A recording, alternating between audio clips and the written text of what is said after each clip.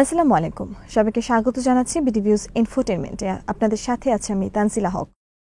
2025 সালের সেপ্টেম্বর মাসের মাঝামাঝি সময় রাশিয়া ও বেলারুশ যৌথভাবে যে বিশাল সামরিক মহড়া চালায় তা বিশ্বজুড়ে এক ধরনের আলোড়ন সৃষ্টি করে। মহড়াটির নাম দেওয়া হয়েছে জাপাদ 2025 বা পশ্চিম 2025। জাপাদ সিরিলিক শব্দ, যার অর্থ পশ্চিম। ঐতিহাসিকভাবে এই মহড়া রাশিয়া ও বেলারুশ প্রায় প্রতি 4 বছরে একবার করে থাকে এবং এর প্রধান লক্ষ্য সবসময় ন্যাটোর সীমান্ত ঘেঁষা অঞ্চলে সামরিক সক্ষমতা প্রদর্শন। তবে এবারের মহড়ার বিশেষত্ব হল এটি এমন এক সময় অনুষ্ঠিত হয়েছে যখন ইউক্রেন যুদ্ধ 3.5 বছর ধরে চলছে। যুক্তরাষ্ট্র ও রাশিয়ার মধ্যে আলাস্কায় অনুষ্ঠিত বৈঠক ব্যর্থ হয়েছে এবং পূর্ব ইউরোপের নিরাপত্তা পরিস্থিতি ভয়াবহভাবে উত্তেজিত। জাপাদ 25 নিয়ে আরও থাকছে ওয়াহিদ ফারুকির রিপোর্ট।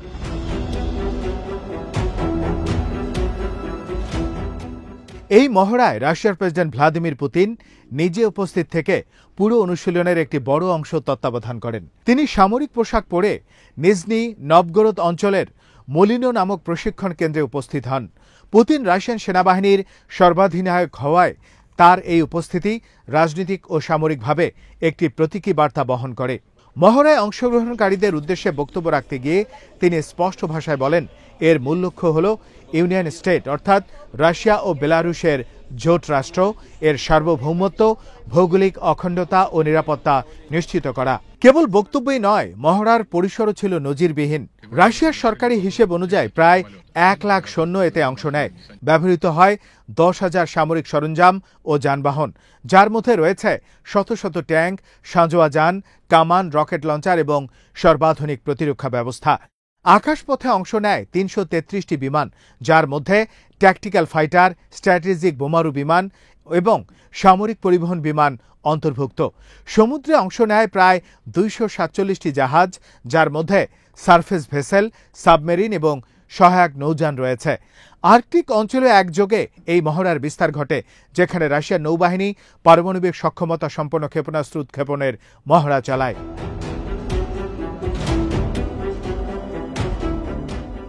সবচেয়ে আলোচিত বিষয় ছিল পারমাণবিক উপাদানের অনুশীলন। এবারের মহড়ায় অন্তর্ভুক্ত করা হয় পারমাণবিক সক্ষম বোমারু বিমান, সাবমেরিন থেকে ক্ষেপণাস্ত্র উৎক্ষেপণের মহড়া এবং কৌশলগত পারমাণবিক অস্ত্র ব্যবহারের পরিকল্পনা। বিশেষ করে রাশিয়ার নতুন মধ্যম পাল্লার ব্যালিস্টিক ক্ষেপণাস্ত্র ওরশেনিক এই মহড়ার কেন্দ্রবিন্দুতে থাকে। 2024 সালের নভেম্বরে ইউক্রেন যুদ্ধে প্রথমবারের মতো ব্যবহারের পর থেকে ওরশেনিক পশ্চিমাদের জন্য এক আতঙ্কের নাম। পুতিন দাবি করেছেন, ওরশেনিকের একাধিক ওয়ারহেড শব্দের গতির 10 গুণে অর্থাৎ ম্যাক 10-এ শত্রুর দিকে ধেয়ে আসে এবং একে ঠেকানোর মতো কোনো প্রতিরক্ষা ব্যবস্থা পশ্চিমাদের হাতে নেই। রুশ রাষ্ট্রীয় গণমাধ্যম এমনকি হিসেব দিয়ে দেখিয়েছে, পোল্যান্ডের একটি বিমান ঘাঁটিতে পৌঁছাতে সময় লাগবে মাত্র 11 মিনিট, আর ব্রাসেলসের ন্যাটো সদর দপ্তরে পৌঁছাতে সময় লাগবে 17 মিনিট। এটি পারমাণবিক বোমা বহন করুক বা প্রচলিত ওয়ারহেড বহন করুক, আগে থেকে জানা যাবে না। এই অনিশ্চয়তাই ন্যাটোর ভেতরে তীব্র উৎকণ্ঠা তৈরি করেছে।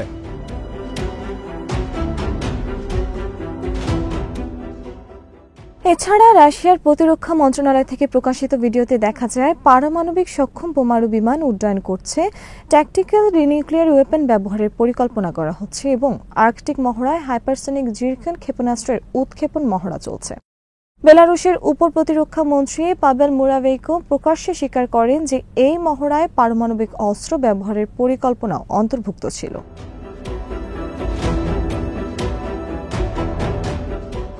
ন্যাটো দেশগুলো স্বাভাবিকভাবেই উদ্বিগ্ন, বিশেষ করে পোল্যান্ড, লাটভিয়া ও লিথুনিয়া, যারা বেলারুশের প্রতিবেশী, তারা সরাসরি হুমকি অনুভব করছে। মহড়ার 2 দিন আগে অর্থাৎ 10 সেপ্টেম্বর প্রায় 20টি রুশ ড্রোন পোল্যান্ডের আকাশ সীমায় প্রবেশ করে। যদিও রাশিয়া দাবি করে যে তারা ইচ্ছাকৃতভাবে পোল্যান্ডকে লক্ষ্য করেনি এবং বেলারুশ বলে যে এগুলো ইউক্রেনের জ্যামিং সিস্টেমের কারণেই পথভ্রষ্ট হয়েছে। তবুও পোল্যান্ডের প্রধানমন্ত্রী ডোনাল্ড টাস্ক এটিকে উস্কানি হিসেবে দেখেন। তিনি বলেন, দ্বিতীয় বিশ্বযুদ্ধের পর ইউরোপ কখনো এত কাছাকাছি অবস্থায় পৌঁছায়নি যেখানে সরাসরি যুদ্ধের সংকট এতটা প্রকট।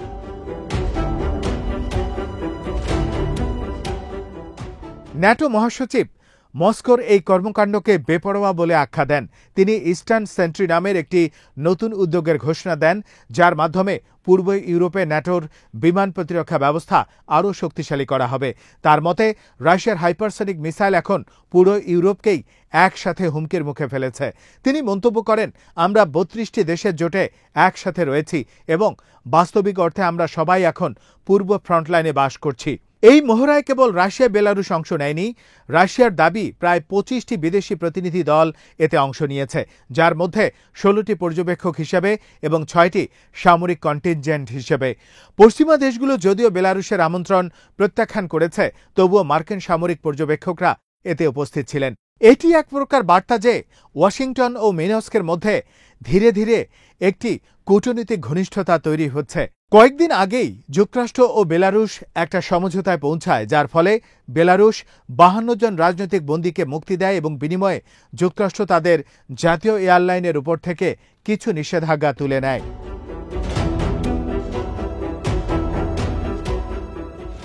তবে সবকিছুর কেন্দ্রে রয়ে গেছে পারমাণবিক অস্ত্র নীতি। ১ বছর আগে পুতিন রাশিয়ার পারমাণবিক নীতিতে বড় পরিবর্তন আনেন। তিনি ঘোষণা করেন, যদি কোনো দেশ প্রচলিত অস্ত্র দিয়ে রাশিয়ায় আক্রমণ চালায় এবং সেই আক্রমণের পেছনে কোনো পারমাণবিক শক্তির প্রত্যক্ষ বা পরোক্ষ সমর্থন থাকে, তবে রাশিয়া সেটিকে পারমাণবিক আক্রমণের সমান হিসেবে বিবেচনা করবে। এর মানে পারমাণবিক অস্ত্র ব্যবহারের সীমা বা থ্রেশ হোল্ড অনেকটাই কমিয়ে আনা হয়েছে। এর আওতায় বেলারুশকেও আনুষ্ঠানিকভাবে রুশ পারমাণবিক ছাতার নিচে আনা হয়েছে।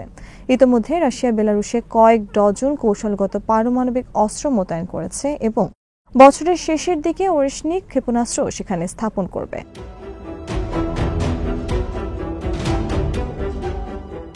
এই অবস্থাকে অনেকে নতুন এক শীতল যুদ্ধের পরিস্থিতির সঙ্গে তুলনা করছেন। বিশ্লেষক আলেকজান্ডার আলেসিন বলেন, বেলারুশ এখন পশ্চিমের উপর ঝুলন্ত এক ধরনের বারান্দা বা ব্যালকনি হয়ে উঠছে।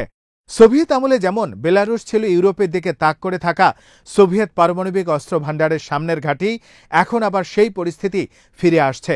সোভিয়েত ইউনিয়ন বেলারুশের গভীর জঙ্গলে প্রায় ১০০টির মতো পারমাণবিক অস্ত্র সংরক্ষণাগার তৈরি করেছিল, যেগুলোর অনেকগুলো এখন আবার সংস্কার করে ব্যবহারের উপযোগী করা হচ্ছে। ফলে সম্ভাব্য শত্রুদের অনুমান করা কঠিন হয়ে পড়বে কোন ঘাঁটিতে আসলে অস্ত্র রাখা আছে।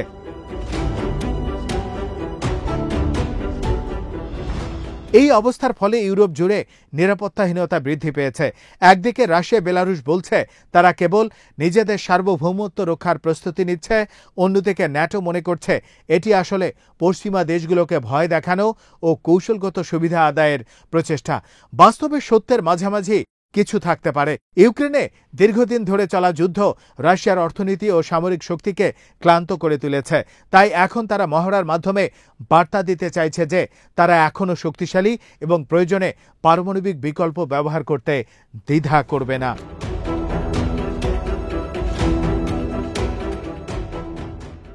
সব মিলিয়ে জাপাত 2025 মহড়া কেবল রাশিয়া ও বেলারুশের যৌথ সামরিক অনুশীলন নয়, বরং এটি পুরো ইউরোপীয় নিরাপত্তা স্থাপত্যের জন্য এক অশনি সংকেত।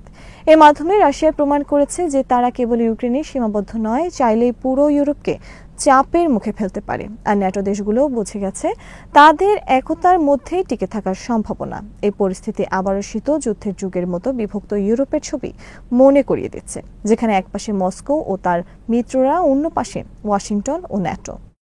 আজ এখানেই শেষ করছি। সমরাস্ত্র কূটনীতির নানা তথ্য জানতে চোখ রাখুন বিডিভিউজ ইনফোটেনমেন্টে। চ্যানেলটি ভালো লাগলে সাবস্ক্রাইব করুন। সংযুক্ত থাকুন আমাদের ফেসবুক পেজে। আল্লাহ হাফেজ।